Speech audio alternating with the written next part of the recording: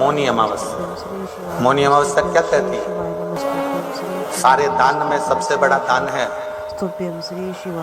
भगवान की भक्ति का, भजन का, स्मरण का और अपने मौन रहने का जो सुख है।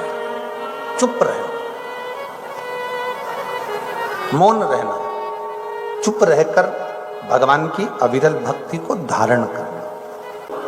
मौनी अमावस्या के दिन अगर आप शिव जी को एक कटोरी में पंचामृत बनाकर ले जाते हैं, दूध, दही, शहद, घी, शक्कर, ये सब मिलाकर यदि आप लेकर जाते हैं और ले जाकर भगवान शंकर के सामने समर्पित करते हैं, एक बेलपत्री अशोक सुंदरी, अभी तक आपने जो बेलपत्री चढ़ाई है अशोक सुंदरी के ऊपर, डंडी का मुख जहां से पानी बहता है उस ओर रखा जाता है। पर जब हमें ऐसा लग रहा है कि हमारे पितृ भूखे हैं या हमारे पूर्वज प्यासे हैं या उनको भाग नहीं मिल रहा, इसलिए मेरा कोई काम नहीं हो रहा, इसलिए शिव राजी नहीं हो रहा है, तो ये बेलपत्री के भाग को बदल दिया जाता है। ये बेलपत्री अशोक सुंदरी की जगह पर जब चढ़ाया जाता है तो ये पत्ती का जो भाग है जहां से पानी बहता है उस ओर रखा जाता है और ये डंडी का भाग शिवलिंग की ओर रखा जाता है। और यहीं पर भगवान शंकर को जो तुम पंचामृत बनाकर लेकर गए हो वो पंचामृत चढ़ाया जाता है और वही पंचामृत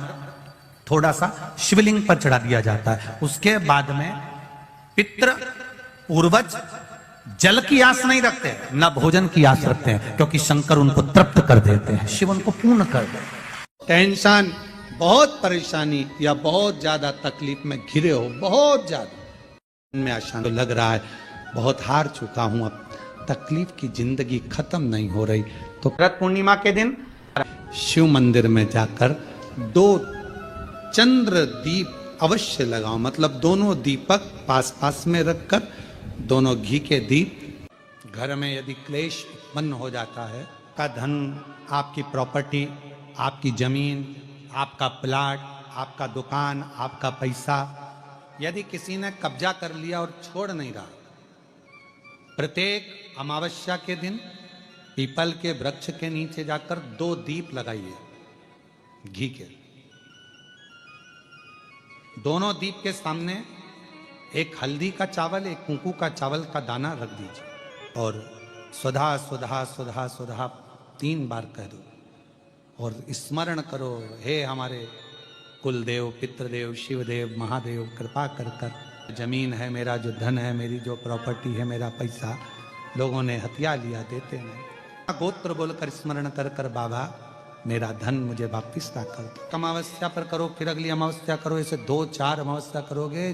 जिसने ले रखा है वो खुद सोचेगा कि मुझे क्या हुआ, कि मुझे देना है, उसका पैसा चुकाना है, धन रखेगा नहीं।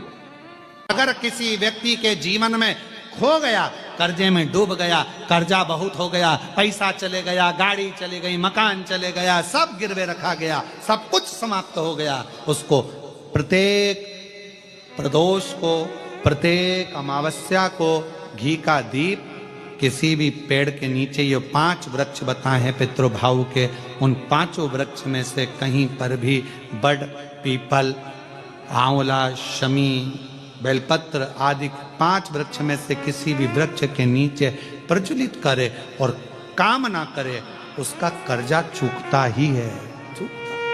आपको कोई ब्राह्मण देवता ने कहा कि आपके यहाँ पितृदोष है, तो आपको घबराना नहीं है कि महाराज जी मुझे क्या करना पड़ेगा, पितृदोष है। एक चावल का दाना घर में से लीजिए, हथेली पर रखिए, पानी का जो मटका होता है, हंडा होता है, पानी का जो मटका है, हंडा है, जहां पर रसोई घर में तुम पानी रखते हो, उस हंडे के पास में, मटके के पास में उस चावल के दाने को लेकर जाइए, अपने पितरों का स्मरण कर स्वधा स्वधा स्वधा स्वधा स्वधा 5 बार बोलकर शंकर भगवान के शिवलिंग पर, तुम्हारे घर में शिवलिंग हो तो घर में, और अगर मंदिर में शिवलिंग हो तो मंदिर में, उस चावल के दाने को चढ़ा दीजिए। कैसा भी पितृदोष होगा समाप्त हो। अमावस्या के दिन वर दे गई कि आज की रात्रि तूने अपना दरवाजा खोलकर मेरे लिए रखा, दरवाजे पर दीप टिमटिमाया, दीप प्रज्वलित रहा, तूने मुझे मधु का भोग लगाया। आज का रात्रि पूरी पृथ्वी के लिए धन और वैभव की रात्रि रहेगी।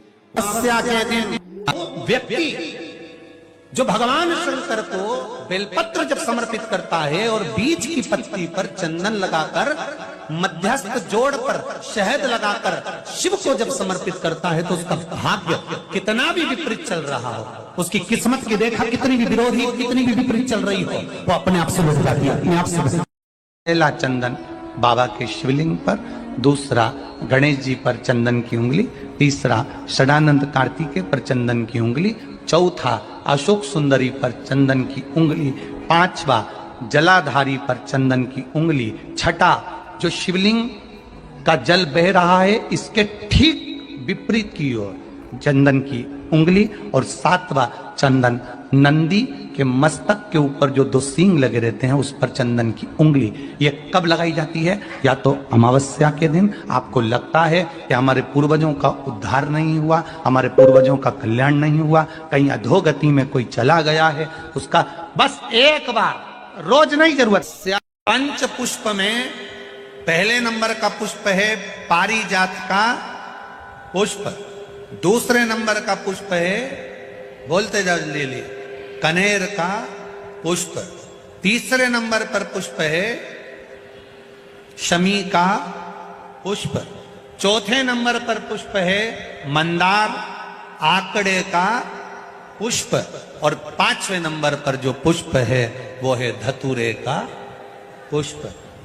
अब इन पुष्पों के अलावा भी कई पुष्प देव अधिदेव महादेव को चढ़ते हैं, उनका एक अलग अलग नियम है, पर पंच पुष्प जो पूर्णता के दिन प्रदोष काल में, प्रदोष के समय पर, प्रदोष काल में शाम के समय पर जाकर किसी भी नदी, तालाब, बावड़ी, कुआं, कहीं ना कहीं जो आपके पास में हो वहां पर एक घी का दिया, बत्ती का मुंह दक्षिण की ओर कर कर अवश्य जला कर जाना, सारे पितृदोष समाप्त हो जाएगा, सारा पितृदोष समाप्त। अमावस्या के दिन किसी भी जलाशय के पास में, नदी, तालाब, बावड़ी, कुआं, जो आपके शहर में, आपके गांव में, आपके नगर में हो, वहां जाकर लगा दे। अगर नदी, तालाब, बावड़ी, कुआं नहीं है तो पीपल का वृक्ष हो या बेलपत्री का वृक्ष हो या बट का वृक्ष हो, उसके नीचे लगा दो प्रदोष काल में, पर अमावस्या के दिन लगाएं जरूर। क्यों? क्योंकि अमावस्या के दिन पितृ शाम के समय प्रदोष काल में शंकर भगवान का नाम जाप कर कर नदी, तालाब, बावड़ी पर पानी पीने जाते हैं, वहां से जल का आचमन कर कर पितृ अपने लोक को चले जाते हैं प्रदोष काल के समय पर। इसलिए प्रदोष काल में जलाशय के पास में, बावड़ी, कुआं, नदी, तालाब के किनारे पर दिया लगाया जाता है दक्षिण की ओर मुख कर कर बत्ती का, तो पितृ आशीर्वाद देते हुए जाते हैं कि फलो फूलो, आगे बढ़ो, उन्नति करो, तरक्की करो। ये पितरों का आशीर्वाद रहता है, पितरों का वर रहता है, आप देंगे उसको मिलेगा। पितृदोष है ये आपको कैसे मालूम पड़ेगा?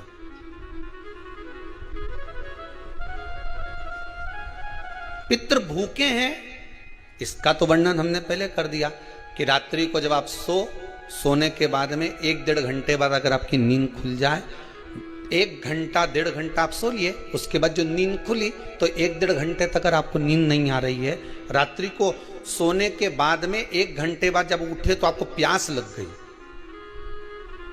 भूख लगने लगी, प्यास लगने लगी कि मेरे को पानी पीना पड़ेगा, घबराहट हो रही, पानी पीना पड़ेगा।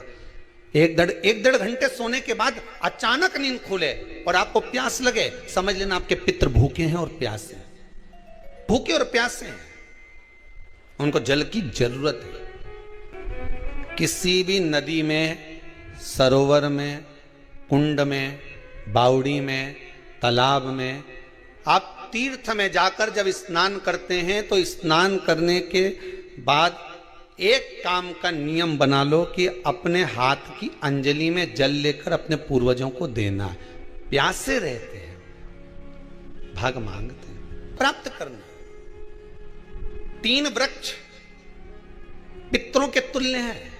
पहला पीपल, दूसरा बट वृक्ष, तीसरा बेलपत्र का वृक्ष, ये पितरों के तुल्य हैं। अगर आपको रात्रि में नींद नहीं आ रही है, ऐसा लगता है कि रात्रि को 1 घंटा 1.5 घंटा सोने के बाद कुछ गलत गलत विचार आने लगते हैं, नींद सुबह 3 बजे तक 4 बजे तक नहीं आती, 4 बजे के बाद फिर नींद आती है, तो एक प्रैक्टिकल जरूर कर देखना। एक प्रैक्टिकल करने में क्या जाता है, प्रयास करने में क्या कुछ जाता है क्या? प्रैक्टिकल कर देखना कि कहीं सीओर वाला महाराज झूठ तो नहीं बोल रहा, तो प्रैक्टिकल करने में कुछ नहीं जाए। 1 लोटा पानी लो, उसमें थोड़ा सा कच्चा दूध डाल लीजिए, श्राद्ध पक्ष चल रहा है, बेलपत्री का पेड़ या पीपल का पेड़ या बट का पेड़, इन पेड़ के नीचे ले जाकर उस दूध को दोपहर में सुबह 10 बजे से लेकर 12 बजे के बीच में ले जाकर चढ़ा दीजिए।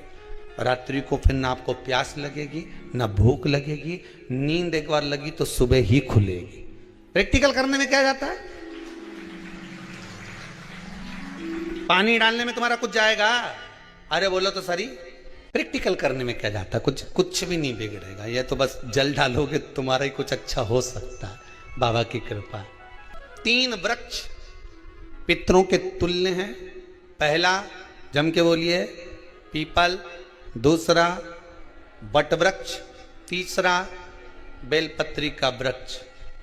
3 पीपल के वृक्ष में 52,000 ब्राह्मण एक साथ निवास करते हैं, इसलिए पितृतुल्य है। बट वृक्ष ब्रह्मा जी के मस्तक से बना, इसलिए पितृतुल्य है।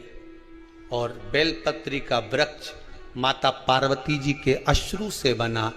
जब आंसू गिरे थे माता जगत जननी जगदम्बा पार्वती के, उस समय पर पितृलोक में हलचल उत्पन्न हो गई थी। हमारी नातिन की आंख में आंसू कैसे आ गए? मैनावती की पुत्री है,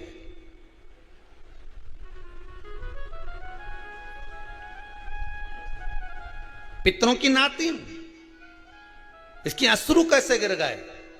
पार्वती जी ने कहा ये आंसू नहीं, मेरा पुण्य भाग प्रकट करती हूं बेलपत्री के रूप में। तो पितरों ने वर दिया था कि ये बेलपत्री का वृक्ष हमारा आशीर्वाद है, इसके नीचे अगर कोई दीप लगाता है, शिव को स्पर्श कर चढ़ाता है, उसके पितरों की शांति होगी। हम स्वयं उसको आशीर्वाद देने के लिए पधारेंगे। बेलपत्र का वृक्ष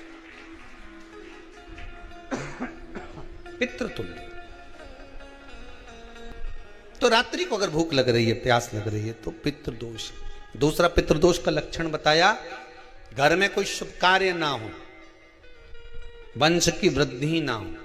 1 रुपये कमाओ, 1.25 रुपये खर्च हो रहे हैं, पैसा 10 जगह से कमाई आ रही है पर घर में टिक नहीं पा रही है, आया गया, पितृदोष। जरा सी कटोरी पड़ी है, उसके पीछे विवाद चालू हो जाए, पानी ढुल गया उसके पीछे विवाद हो जाए, या छोटी छोटी बात में घर में क्लेश मचा हुआ है, पितृदोष है। समझ लो हमारे पूर्वज हमसे खुश नहीं, प्रसन्न नहीं। अमावस्या के दिन सारे पितृदोष समाप्त हो जाएगा, सारा पितृदोष समाप्त। जिनके यहाँ पितृदोष होता है, काल सर्प दोष होता है, वास्तु दोष होता है, उनको ज्यादा कुछ नहीं करना होना। महाराज एक बेल का फल लीजिए। क्या लेना है? बेल का फल, बेलपत्री का जो फल होता है उसको ले लो, उसके अंदर का जो गुर्दा होता है, अंदर का जो भाग होता है, उसको निकाल लीजिए और उस बेल के फल में आटा सेक कर उसमें शक्कर मिलाकर उसको उसके अंदर भर लीजिए।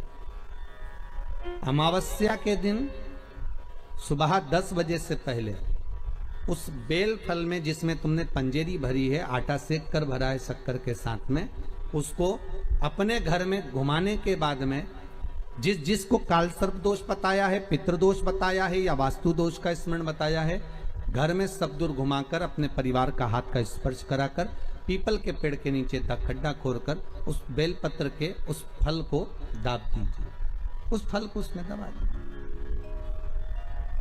महाराज केवल 1 अमावस्या करना रहता है, पितरों के दोष से मुक्ति मिलती है और हमारे घर के कार्य सफल होना प्रारंभ हो जाते हैं। कार्य की सफलता होती है, कार्य में सफलता प्राप्त होने लगती है। हम तो कई बार कहते हैं महाराज जी, अगर ऐसा लगे किसी औषधि को आप ले रहे हैं, मालूम पड़े कि औषधि आपको लग नहीं रही है, शिव महापुराण की कथा करेंगे, मान लो औषधि आपको नहीं लग रही, आपने औषधि बहुत दिनों से ले रहे हो, कोई दवाई, मान लो आप किसी भी दवाई को ग्रहण कर रहे हैं और वो औषधि लगी नहीं रही है, वो शरीर को लगी नहीं पा रही और आप ठीक ही नहीं हो पा रहे, 15 दिन हो गए, 8 दिन हो गए, बताओ उतना की उतना ही कैटरीना है, उतना ही उतना अपना भरा हुआ, वही की वही लीवर, वही की वही किडनी, वही की वही स्मरण, सभी कुछ वही वही है, उतने की उतना ही।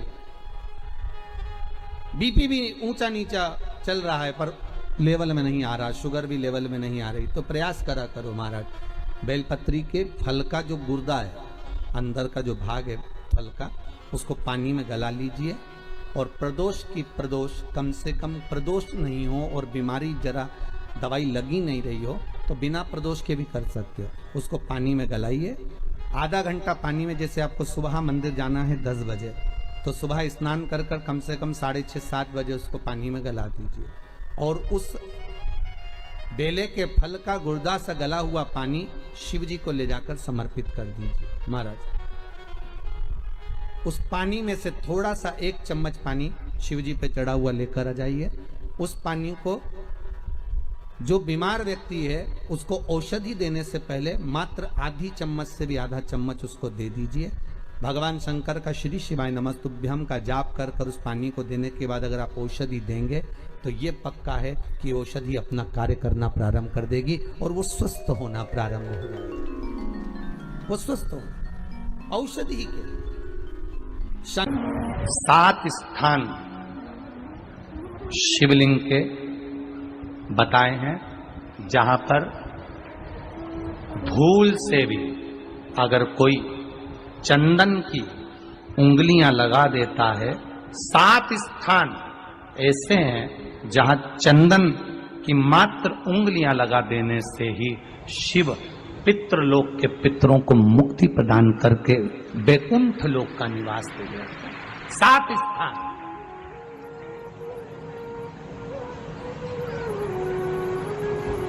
और वो 7 स्थान जो चंदन के बताए गए हैं, पहला भगवान देवाधिदेव महादेव के शिवलिंग पर चंदन का लेपन, समझ लेना जरा बहुत अच्छे से। आपको लगता है स्वप्न में कोई मुर्दे दिख रहे हैं या कोई जल रहा है या कोई मर रहा है या कोई चला गया है, ऐसा भय लगता है, बच्चों को मानी भेजूंगी ऐसा हो जाएगा, पति को मानी भेजूंगी ऐसा हो जाएगा, कोई हमारे कोई गलत तो नहीं कर रहा है, आपको लगता है। 7 स्थान चंदन के बताएं महाराज। पहला शिवलिंग, दूसरा जहां गणेश जी का स्थान है, मालूम है ना सबको, जम के बोलो जरा, मालूम है ना सबको, जहां गणेश जी का स्थान है वहां अलग से गणेश जी बैठे, वहां नहीं, शिवलिंग में जलाधारी के ठीक सामने, राइट में गणेश, लेफ्ट में कार्तिकेय, बीच में अशोक सुंदरी। तो पहला चंदन बाबा के शिवलिंग पर, दूसरा गणेश जी पर चंदन की उंगली, तीसरा षडानंद कार्तिकेय पर चंदन की उंगली, चौथा अशोक सुंदरी पर चंदन की उंगली, पांचवा जलाधारी पर चंदन की उंगली, छठा जो शिवलिंग का जल बह रहा है इसके ठीक विपरीत की ओर चंदन की उंगली, और 7वां चंदन नंदी के मस्तक के ऊपर जो 2 सींग लगे रहते हैं उस पर चंदन की उंगली। ये कब लगाई जाती है? या तो अमावस्या के दिन, आपको लगता है कि हमारे पूर्वजों का उद्धार नहीं हुआ, हमारे पूर्वजों का कल्याण नहीं हुआ, कहीं अधोगति में कोई चला गया है, उसका बस एक बार, रोज नहीं जरूरत है, प्रतिदिन जरूरत ही नहीं,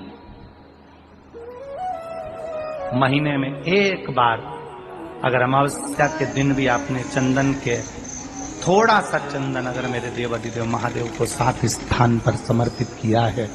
अशोक यहाँ पर वर्णन कर रही है, मैना, धन्य और कला की कथा कह रही है। तीनों ने सनकादि ऋषियों से मांगा। चंदन भगवान को अति प्रिय होता है और चंदन ही एक ऐसा होता है जो पितरों को भी प्रिय होता है, जिसका स्पर्श मात्र लगने से पूर्वजों का कल्याण हो जाता है, वो चंदन है।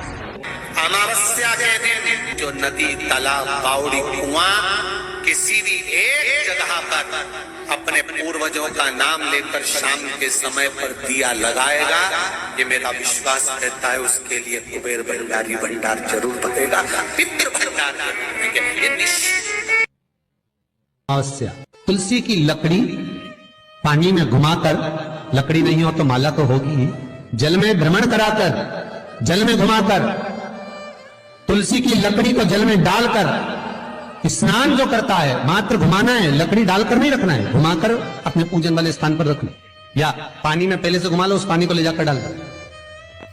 अमावस्या स्नान जो जीव करता है, शिव महापुराण की कथा कहती है, जितनी वर्ष में सोमती पड़ती है, सोमती अमावस्याएं पड़ती हैं, शनिचरी अमावस्याएं पड़ती हैं, सारी अमावस्या का पुण्य उस जीव के खाते में चला जाता है। तो और अच्छे से ध्यान रखिएगा, आप ब्राह्मण को भोजन कराएं ना कराएं, आपने धूप छोड़ी ना छोड़ी वो पता नहीं, गाय को रोटी दी ना दी, स्वान को भोजन दिया ना दिया, कौवे को भोजन दिया ना दिया, चलेगा, पर अमावस्या के दिन, उस दिन प्रदोष काल में, प्रदोष के समय पर, शाम के समय पर जाकर किसी भी नदी, तालाब, बावड़ी, कुआं, कहीं ना कहीं जो आपके पास में हो, वहां पर एक घी का दिया, बत्ती का मुंह दक्षिण की ओर कर कर अवश्य जला कर जाना, सारे पितृ दोष समाप्त हो जाएगा। से निवेदन है, माताओं से निवेदन है, मान लो आपको कोई ब्राह्मण देवता ने कहा कि आपके यहाँ पितृ दोष है, तो आपको घबराना नहीं है कि महाराज जी मुझे क्या करना पड़ेगा, पितृ दोष है, एक चावल का दाना घर में से लीजिए, हथेली पर रखिए, पानी का जो मटका होता है, हंडा होता है, पानी का जो मटका है, हंडा है, जहां पर रसोई घर में तुम पानी रखते हो, उस हंडे के पास में, मटके के पास में उस चावल के दाने को लेकर जाइए, अपने पितरों का स्मरण कर स्वधा स्वधा स्वधा स्वधा स्वधा 5 बार बोलकर शंकर भगवान के शिवलिंग पर, तुम्हारे घर में शिवलिंग हो तो घर में, और अगर मंदिर में शिवलिंग हो तो मंदिर में, उस चावल के दाने को चढ़ा दीजिए, कैसा भी पितृदोष होगा समाप्त होगा। कि गाय जब अपने बछड़े को दूध पिलाए और बछड़े के मुख पर जो फेन आए, उस फेन को अमावस्या के दिन दोपहर में 12 बजे चम्मच में लेकर, जो बच्चा चिड़चिड़ करता हो, या पढ़ाई में मन नहीं लगता हो, या दिमाग थोड़ा सा कमजोर हो, डॉक्टर के इसका विवेक काम नहीं कर रहा, बुद्धि काम नहीं कर रही है, उस बच्चे को 2 या 3 अमावस्या गाय जब बछड़े को दूध पिलाए, बछड़े के मुंह पर जो फेन आता है, वो फेन उस बच्चे को पिला दिया जाए, तो बच्चा विद्वान होता है, उसका विवेक काम करना प्रबल हो जाता है। सारी दुनिया के लोग तुमसे कह रहे हैं तेरे घर में पितृदोष है, 1 रुपए कमाते हो, 1.25 रुपए खर्च होता है, मानसिक टेंशन बना रहता है।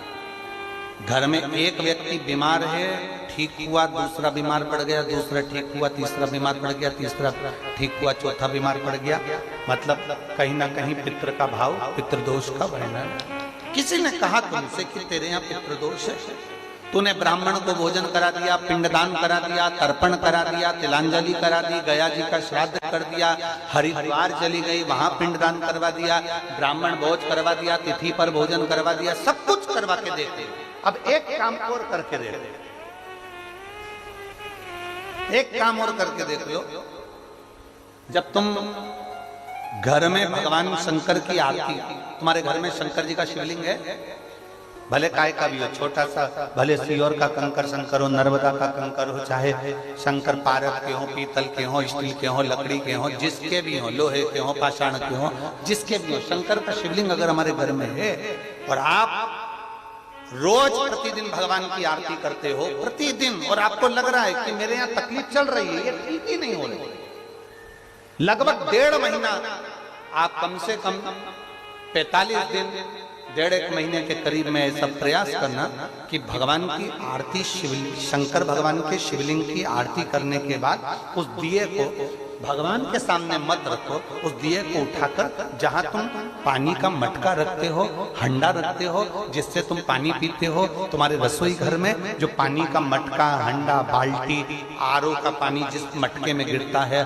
हंडे में गिरता है, जिसको हमारे यहाँ पितरों का स्थान कहते हैं, उस स्थान पर उस मटके के पास में, उस हंडे के पास में, उस बाल्टी के पास में, जहां रसोई घर में पानी रखते हो, उस रसोई घर में पानी जहां रखते हो, उसके पास में उस दिए को भगवान के सामने नहीं रखना। आरती उतारने के बाद उस दिए को ले जाके सीधे परिंडे के पास में, उस हंडे के पास में, मटके के पास में उसको रखो। केवल 1.5 महीना कर कर देखना। 1.5 महीने के बाद तुम्हें मालूम पड़ेगा कि हम वापिस उन्नति की सीढ़ी पर चढ़ना प्रारंभ कर दिए, हमें फल मिलना चाहिए। अब तुम्हें ना कहीं जाना है, ना कहीं आना है, ना कोई खर्चा है। खर्चा है क्या? ईमानदारी से बोलो, कोई तुम्हारा लाखों का रुपया लग गया क्या? रोज आरती करते हो रोज आरती। बस आरती का नियम बना लो कि हमको पितृदोष किसी ने बोला है, हमारे घर में अशांति है, पितृदोष है, कोई कह रहा है कि तुम्हारे घर में पितृदोष है। हमने सब कुछ करके देख लिया, अब हमें ये करना है कि महादेव की आरती जब होती है तो उसकी ज्योत का दर्शन करने पर 1000 कपिला गाय के दान का पुण्य मिलता है। तो ये पुण्य हम हमारे पितरों को देते हैं, जिससे उनकी मुक्ति हो जाए और हमें आशीर्वाद प्राप्त। उस दिए को नीचे नहीं रखना। आरती उतारने के बाद आरती पूरी हो जाए तब उस दिए को ले जाकर, जब आप ले जाकर उसको रखें तब उस स्थान पर रखें जहां पितरों का स्थान। जिसके घर में पितृदोष प्रबल होता है, बहुत प्रबल पितृदोष है, तो उसके घर के जहां पानी का मटका रखा था, पितृदोष मालूम है ना? पितृदोष का लक्षण क्या होता है? 1 रुपए कमाओ, 1.25 रुपए खर्च हो, समझ लेना पितृदोष। रात्रि को सो गए तुम, बड़े चक नींद आ गई तुमको, बहुत प्रेम से सो गए, सोने के 1.5 घंटे या 2 घंटे बाद तुम्हारी नींद खुल जाए और कम से कम आधे घंटे तक तुमको भूख लग रही हो, समझ लेना पितृदोष। सोकर उठने के बाद में जैसे ही 1-2 घंटे की नींद हो गई और अचानक नींद खुल गई और तुम्हें भूख लग रही है, भूख लग रही है, प्यास लग रही है बहुत तेज, अभी सोए हो, 1.5 घंटा ही हुआ, 2 घंटा ही हुआ, भूख लगने लगी, बहुत तेज भूख लग रही है, समझ लेना पितृदोष। पितृ भूखे हैं, भोजन की याचना कर रहे हैं, भोजन किया।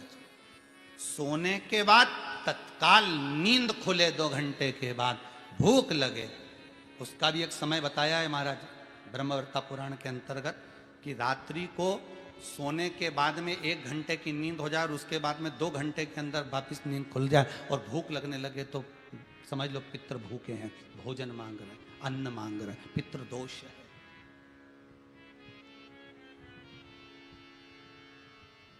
पितृदोष का कुछ कुछ वर्णन किया गया है।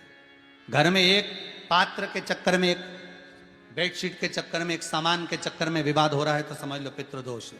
1 रुपया कमाया, 1.25 खर्च हो रहा है, पितृदोष है। घर में एक बीमार, दूसरा फिर बीमार हो गया, तीसरा फिर बीमार हो गया, एक ठीक हुआ, एक बीमार हुआ, पितृदोष है। पितृदोष का भाव, तो उसके लिए करना क्या है? शिव महापुराण की कथा कहती है,